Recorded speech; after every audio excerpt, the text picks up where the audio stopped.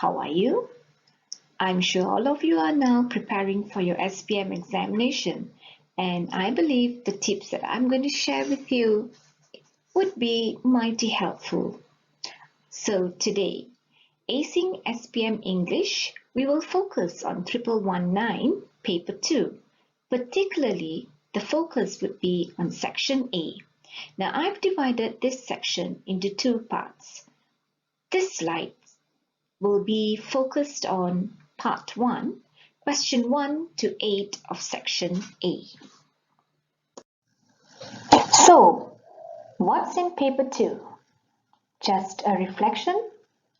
Section A contains 15 marks, Section B 10 marks, Section C 25 marks comprising comprehension and summary questions, Section D literature comprising of poem and novel which carries a total of 20 marks. In total, Paper 2 is 70 marks. For those of you who are aiming for an A+, ensure that you fall within the range of 50 to 65 marks.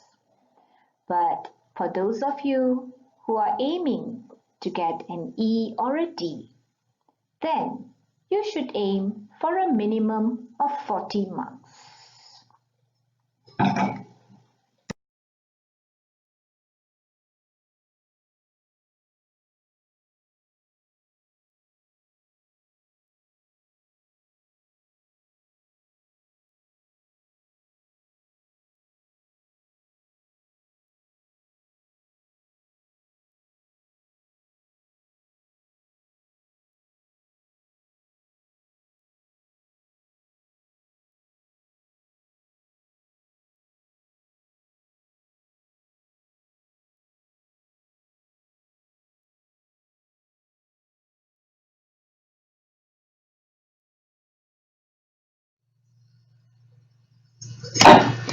Section A focuses on two parts. Question 1 to 8 is based on graphic stimulus and short text. Question 9 to 15 is based on rational clues. In total, Section A makes up 15 marks. What type of questions would you be answering? They are multiple choice questions, which means you have options A, B, C or D, or A, B or C. Be very careful when you choose your options.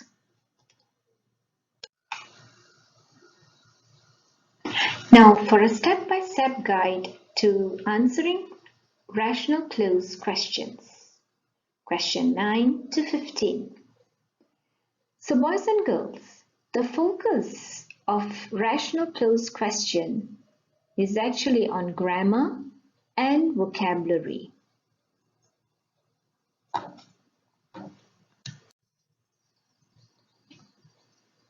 First of all, what you need to prepare yourself in order to be well versed in answering rational clues questions, you need to understand the types of texts. It could be a factual text talking about current issues. And if it is a factual text, you need to keep in mind that the tense would be present tense. It could be informal letter. An informal letter may contain a mixture of tenses. It could be in the present tense, it could be in the past tense, or it could be a mixture of both depending on the context of the letter. Next, it could be a report. A report is usually written in the simple past tense. If the text is speech, then a speech could carry a mixture of tenses. It could be present tense, it could also be past tense. If there is a direct speech contained within the text, you must remember that a direct speech is always spoken in the simple present, just like a dialogue. Finally, a narrative text which tells a story would always be in the past tense. These are some of the tips that you need to keep in mind.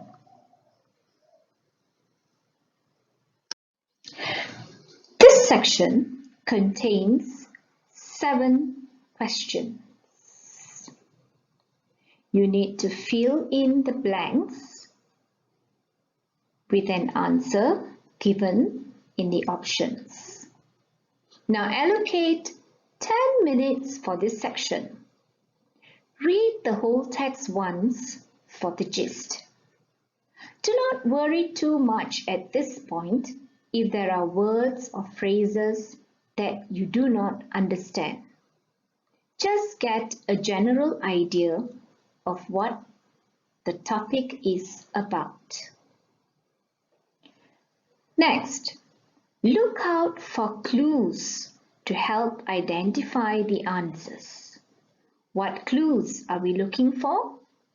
Yes, we are looking for contextual clues. As I've mentioned before in the section on graphic text, you need to look at sentences before the blank, sentences after the blank, or words before and after the blank. Number 4, look at the context of the blank, words before and words after the blank. What is it about? Then check the tenses, parts of speech and vocabulary. It would be a good idea in the first paragraph you identify the first sentence of the paragraph, whether it carries the present tense or the past. It's just a small guide that would keep you focused on the tenses of the text. Next, eliminate or reject options that are clearly wrong. And finally, choose the best answer that is grammatically correct and makes sense. There will be times you are confused or unsure. And what should you do at this point? My advice to you is to make an intelligent guess. One way to do that is read the sentence with your answer and see if it makes sense, if it sounds logical, if it sounds like it's correct, then that could be the answer. But remember, that is only if you really do not know the answer.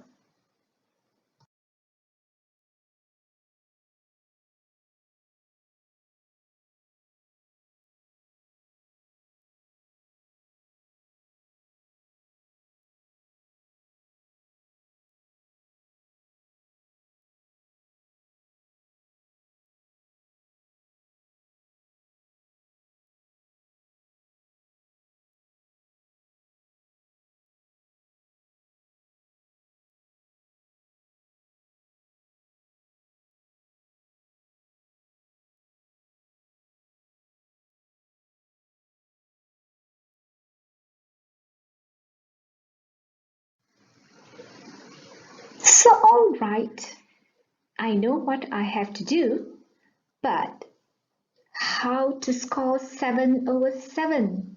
What can I do? Right. So this is a very important question, boys and girls. As I mentioned to you in my first few slides, this section tests your knowledge of grammar. Right? So you should revisit your grammar, your parts of speech.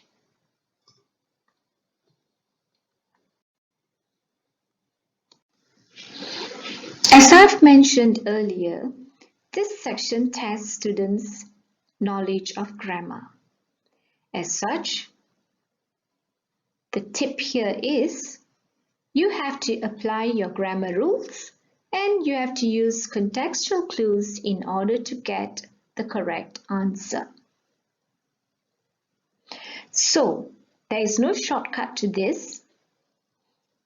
Grammar is a tool that you have to learn and master. And your knowledge of grammar will determine how well you perform in this section. So what are the normal or commonly used parts of speech that you need to master? You need to know your nouns, pronouns, verbs, adjectives, article, adverb, preposition, conjunction, and interjection.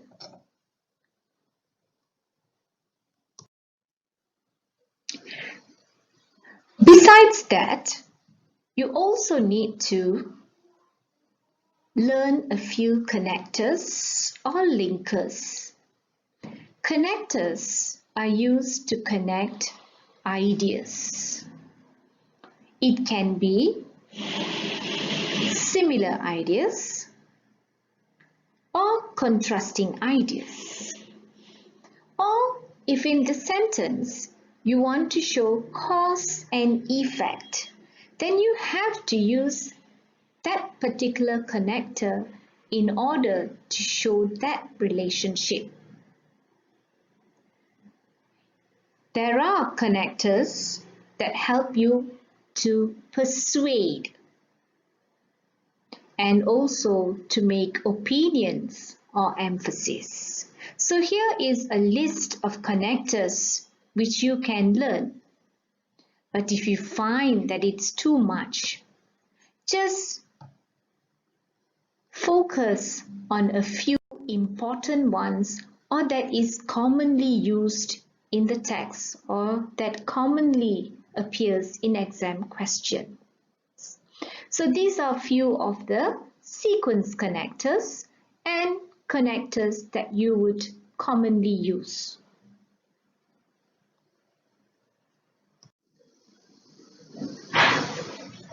And then there is verbs.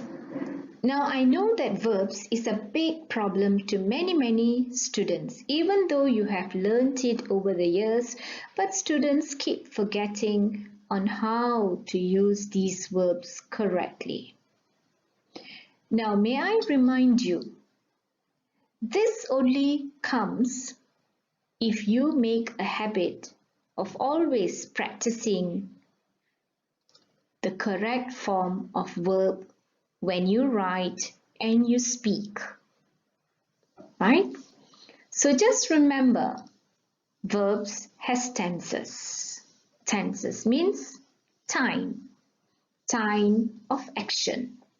So we have the present tense, we have the past tense, and we have the future tense. I will explain this further in my next slide. Just remember these pointers. Present tense rules.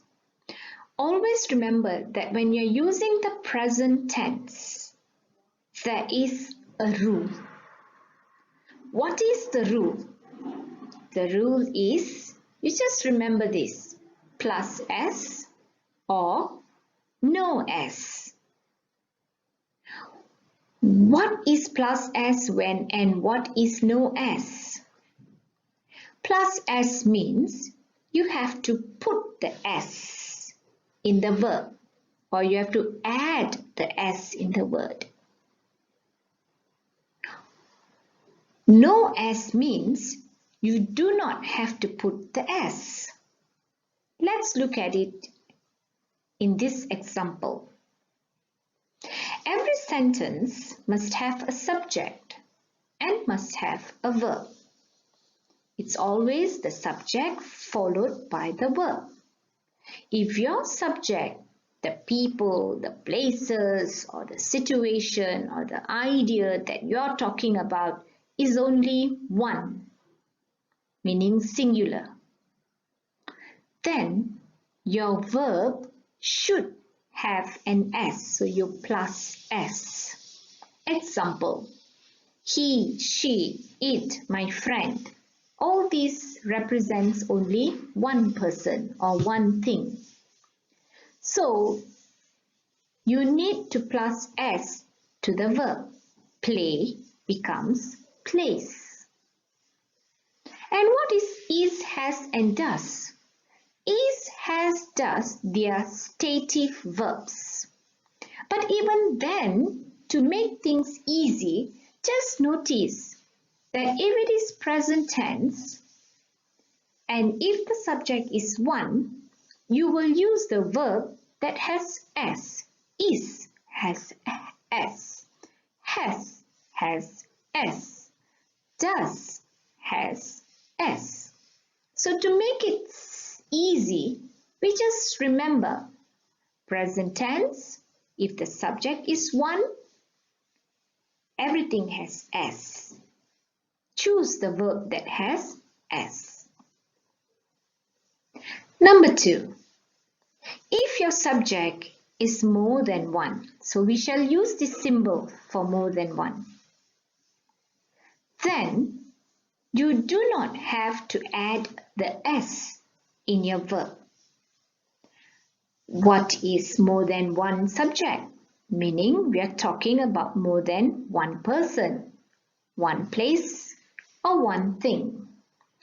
We, they, my friend, and I is more than one. So in that case, we must remove the S. Do not put the S. It's we play. My friend and I play.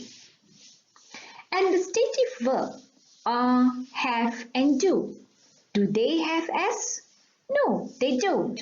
So that's why, to make things simple, we make a general rule that in present tense, 1 plus S, more than 1, no S.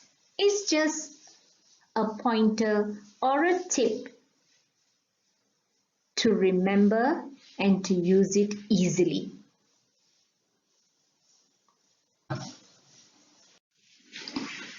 Today, I'm going to introduce to you Shan's verb table. I rather call this Shan's verb table because I modified this a bit so that my students would understand. So to make the verb simple for my students to understand, so I've divided the verbs into two. That means I focus on the present tense and I focus on the past tense. So when we're talking about the present tense, we are talking about the simple present. Simple present means it's simple. Simple means the word is made up of just one word. For example, the word play. And I've already mentioned that present tense has rules to follow. What is the rule that I introduced to you just now? 1 plus S, more than 1, no S. Can you repeat? 1 plus S, more than 1, no S.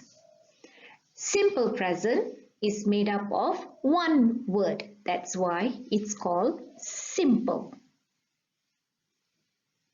Alright, so the simple present tense, when I use it or when you use it, just remember, you have always got to look at your subject. If your subject is one, then you need to plus S. So play becomes plays. But if your subject is more than one, then you do not have to put the S. Play remains play. If another example, if the verb is eat. If your subject is one, eat becomes eats. If the subject is more than one, eat is still eat because no S. Remember, simple means one word, not two words but only one word. It stands alone. Simple present means it's one word. Subject is one plus S. Subject is more than one, no S. Number 2. Okay, before that, simple present, when to use it? Simple present is used to explain facts. If you have a factual passage, if you're talking about facts, or if you're talking about something that is true, if you're describing something, you cannot change the information, then you will use the present tense. Secondly, you use the simple present to describe habits. How do we know it's habits? Habit is something that people do all the time. So, habits come with adverbs of frequency. Always, often, every day. These words shows you that, these words show you that this is done repeatedly, many times. So that's why we call it habits. Number 2, continuous tense. Now, look at it. Present, continuous. Is it simple anymore? It's not simple anymore. This is simple. Simple means one word. This is not simple anymore, which means it cannot stand alone. It needs a partner. What is the partner? So a continuous tense means it continues to happen. So how to show continuous in English? So we have to have ing behind the base verb. If your verb is play, then we have ing becomes playing. But playing cannot stand alone. So if in a sentence you say, Ali playing football, wrong, because playing cannot stand alone. It is not simple, but it is present continuous. Where is the present? So you need to put the present by adding the stative verb is in front of it or are in front of it.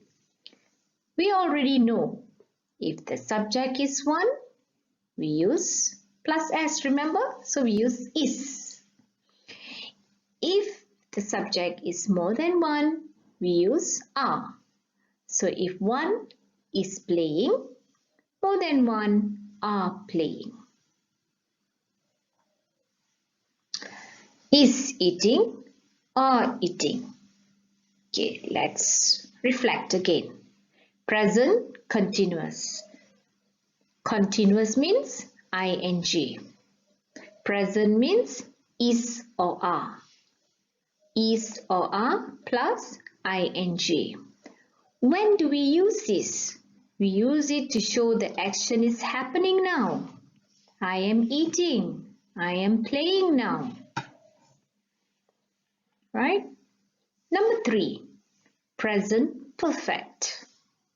Present you already understand, but perfect you do not know. What is perfect? Perfect means it takes some time. More time. You use more time. Alright? Okay.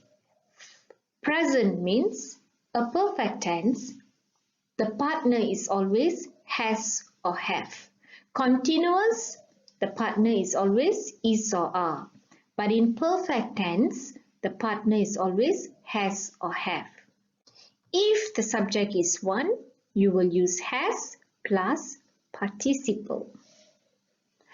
If you have more than one, you will use have plus the participle. What is participle? Okay, what is participle? Participle is this. Present is play, past is played. If the verb ends with ed, then your participle is also ed.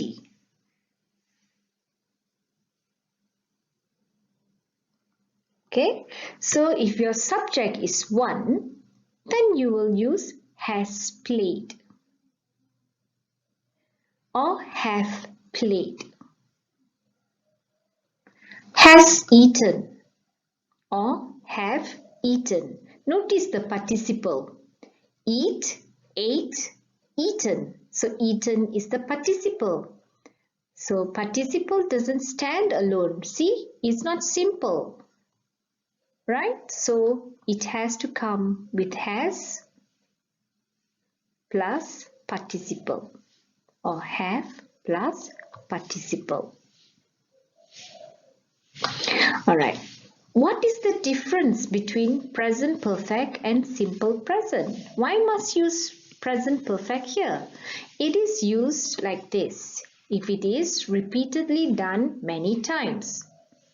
Is this the same as habits? No, it's not.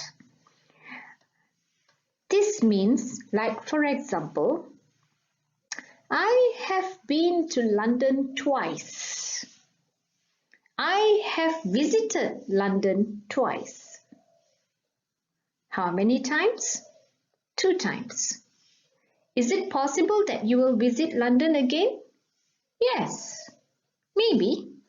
Or she has watched Harry Potter 10 times.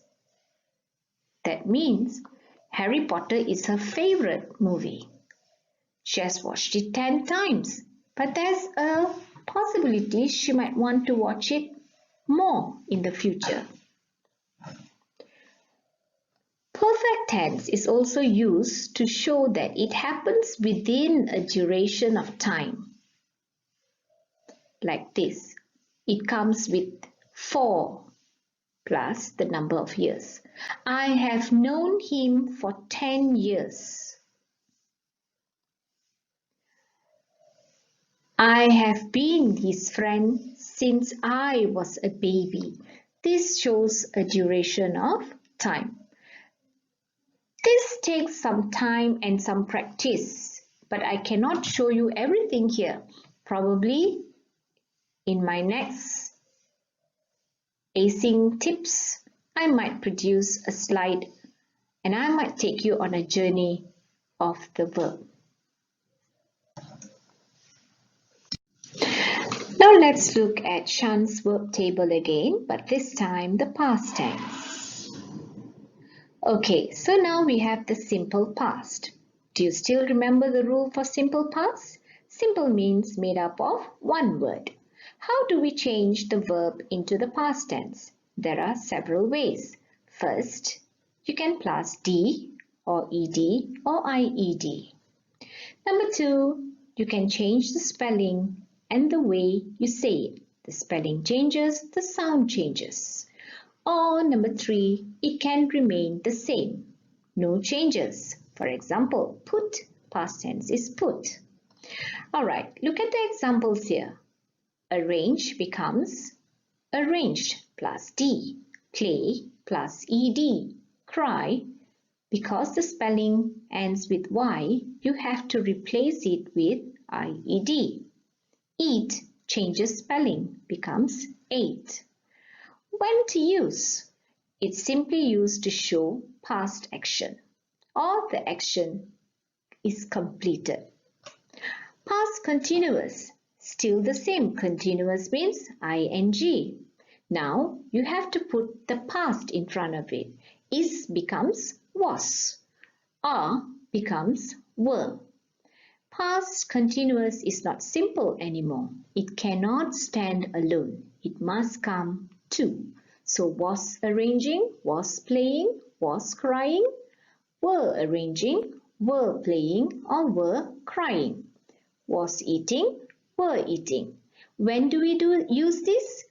To show an action that was happening in the past. For example, if you're telling someone a story and you're relating to them what was happening at that time, then you will use the past continuous.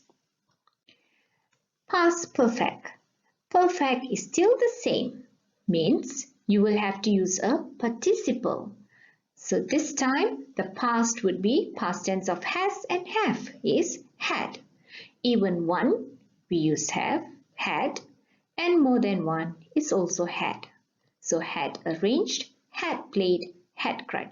I want you to see that because it is D, ED and IED, the participle does not change. But if in the past tense the spelling changes, then the participle will change. Eat, ate, eaten. So had, eaten.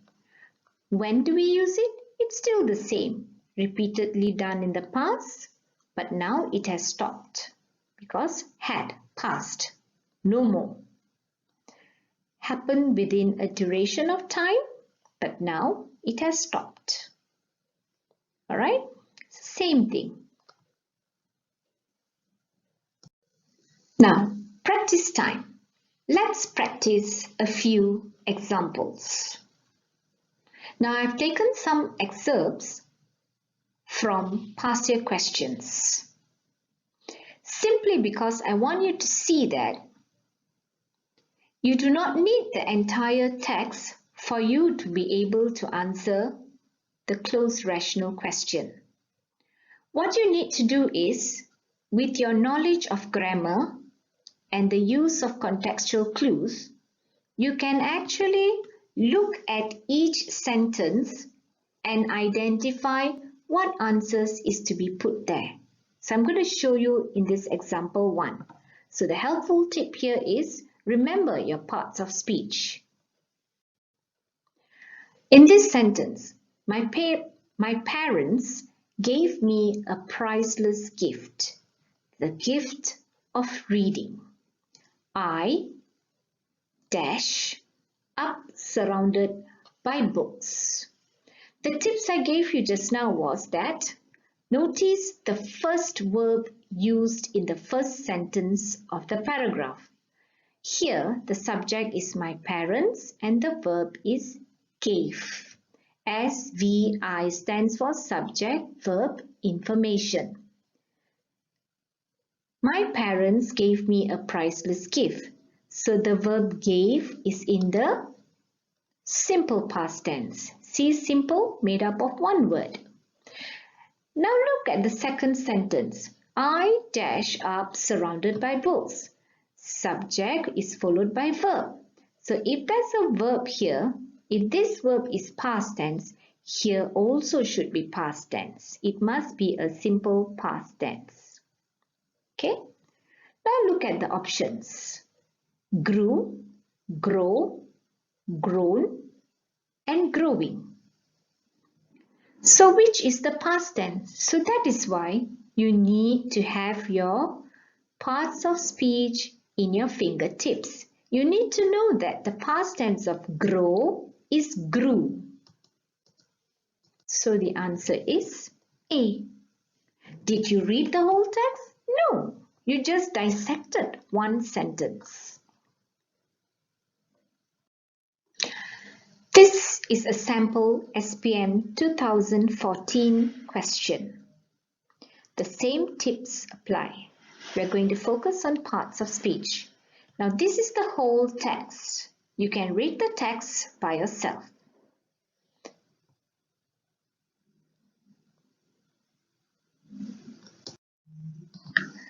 Now example 2. Now I'm going to take the paragraph by itself. I've taken this paragraph out of that text. Let's focus on the second paragraph.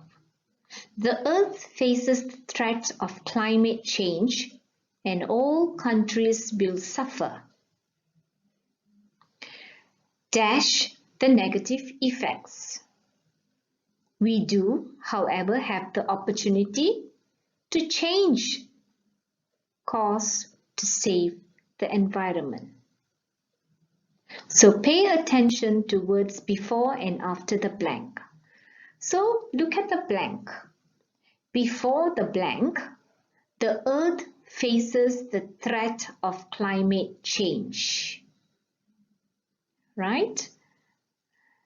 And all countries will suffer the negative effects. The words before are countries will suffer, and also the Earth faces the threat of climate change. The words after is the negative effects. So focus on will suffer. Why will the country suffer?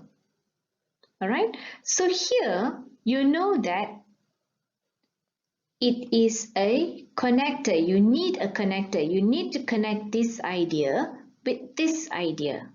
And what is this idea? How is these two ideas connected? Because of the answer to this, country will suffer. Why will the country suffer? Country will suffer because of this. Countries are going to suffer, or countries will suffer because the Earth faces the threat of climate change. So here will be the reason why. So the only answer in the options that shows reason is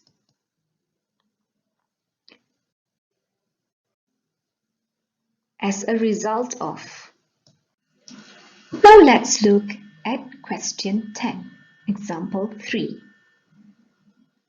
We are still going to use the same tip. Pay attention to words before and after the blank. What do you think is the answer?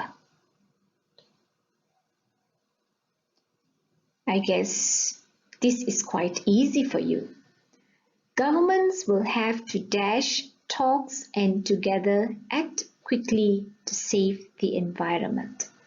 Notice the verb will have comes with the infinite to. What is the rule for the infinite? If there is the infinitive to after to, you must use the base form or original word. No ed, no ing, no s. So obviously here the answer is hold. Simple. Next question. Example 4. We're looking at question 11. What do you think is the answer for question 11? The world also needs to focus on its sources dash renewable energy. Option given is all preposition. Is it in, on, off, or at?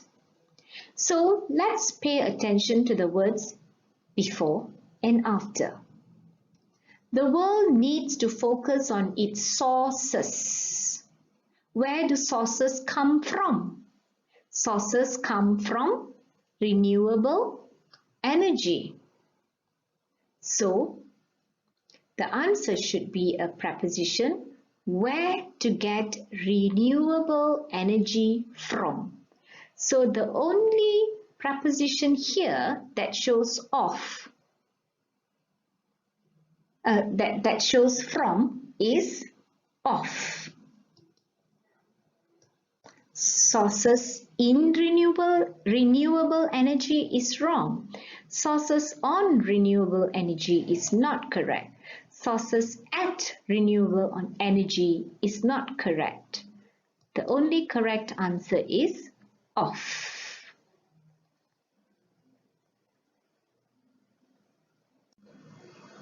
Example 5, question 12. What do you think is the answer?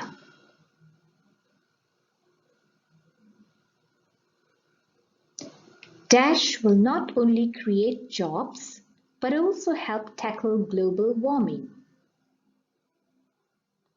So, the words before, renewable energy. Renewable energy is a noun phrase. So number 12 is a subject, refers to the phrase before it, sources of renewable energy. So number 12 should be a determiner, this, referring to a specific thing just mentioned. So options B, C and D does not make sense. If you place how will not only create job, it doesn't make sense. What doesn't make sense. There is not talking about place. So the only correct option is A, and this refers to renewable energy.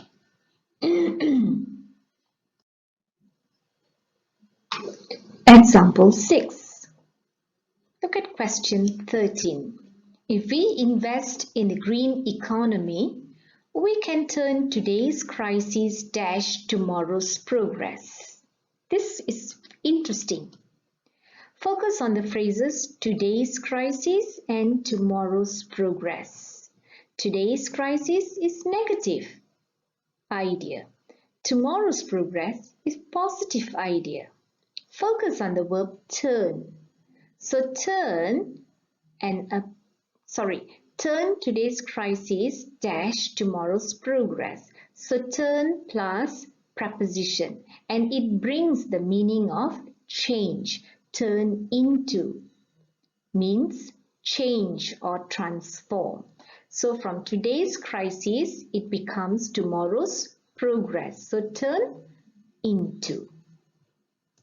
So the answer for this question should be into, because it has to bring the meaning of change. So when you say turn into, that means change or transform. Is that clear? Example 7. Question 14. When billions of people join forces for a common purpose, we can make a dash difference. Look at the word difference. Difference is a noun. So what comes before a noun?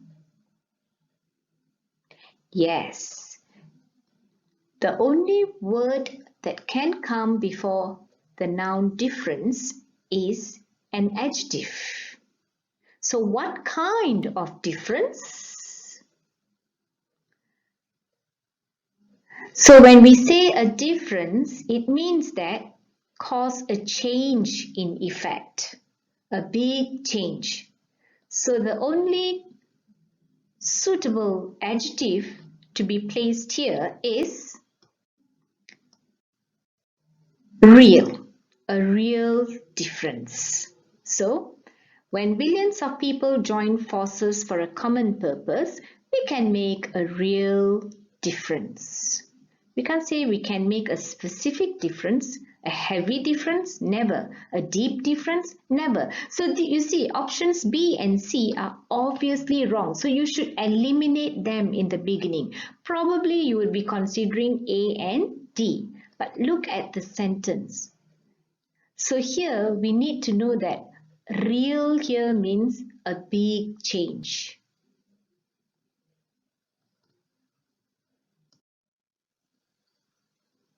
Final question. Question 15. On this World Environment Day, I dash all people to take steps towards making the planet greener and cleaner. Right, in this last sentence, last paragraph, okay, usually we know that in the last paragraph there's always a hope or a wish that something positive should happen. This is the conclusion of the text. Right. However, look at the sentence. I is the subject. What is after I? Verb. Subject, verb. So we know here it should be a verb. But what kind of verb? Now, if you look at all these, right, they are all verbs and they are all wishes. That's why now we have to focus at what is after the blank. Look at this idea. All people to take steps towards making the planet greener and cleaner. It means that the writer is asking for something, or the writer is giving a strong advice. So which of these options here means a strong advice? Hope is just hope. It's not really strong. Wish and dream, all these three are advices, but very weak advice. I hope. If it happens, it's okay. If it doesn't happen, it's not. It's okay also, right? It's something like that. But the word urge means must, right? So that is a strong adjective here. I urge all people to take steps towards making the planet greener and cleaner. The last example, but not the least, very important because subject-verb agreement is a very common question that arises in the cloze rational questions. So you need to master this. So remember, subject-verb agreement, one subject plus S, more than one subject, no S. Just remember this rule. So in this example, let's look at the sentences. The beaver, Canada's national animal, have some unusual characteristics. The beaver is the subject. It's only one. So the verb should be has. Remember, plus S. Number 2. One unusual fact about the beaver is their size. One unusual fact. One subject. So the verb is. Next paragraph. Each family of beavers build an underwater entrance to the lodge. Each family means one family. If it is more than one, the word families must be in plural. Families, L-I-E-S. But this is each family, means one family. Each family should be builds. Next example. Having the entrance underwater protect them from their enemies. Okay, having, is this a verb? Please do not mistake this for verb. This is a noun, a gerund. A verb but acting like a noun. You see, a gerund is like an activity, like for example, swimming. Swimming is my favorite. Swimming is not a verb, but it is an activity. So having the entrance, having here is a gerund. So a gerund is always singular, one. So protect becomes protects, must plus S.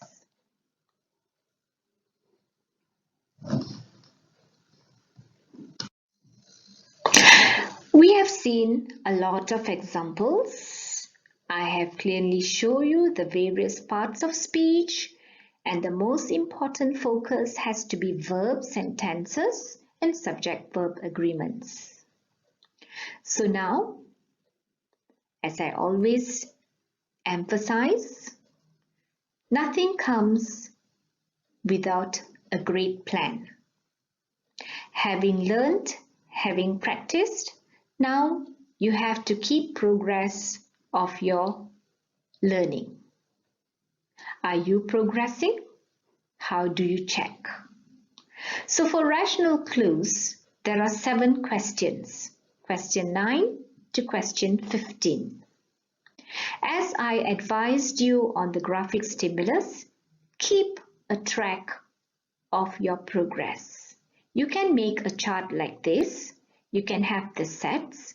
And in this, I am proposing that you do practices from the past year SPM questions. So SPM 2012 to 2019. Keep track of your scores. Have a target. And then keep track if you have achieved your targets. If not, you repeat the exercise until you can score 7 over 7. As you do many questions, you will see your progress. Once you've done that, you can now continue to do the SPM trial papers. Please surf the internet and find questions from other states and also other focused questions. This will help you to maintain a full score. 8 plus 7 is 15. So section A, if you can score about 13 or 15, that's great. Even if you can at least get 8 out of 15, that's good too. So now it's in your hands.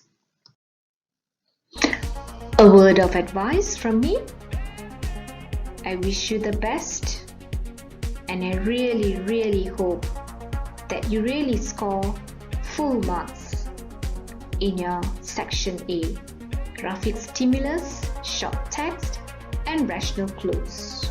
Remember, your level of success is determined by your level of discipline and perseverance. No pain, no gain. Good luck, everyone. Till we meet again in my next Acing Tips with Madam Shantz.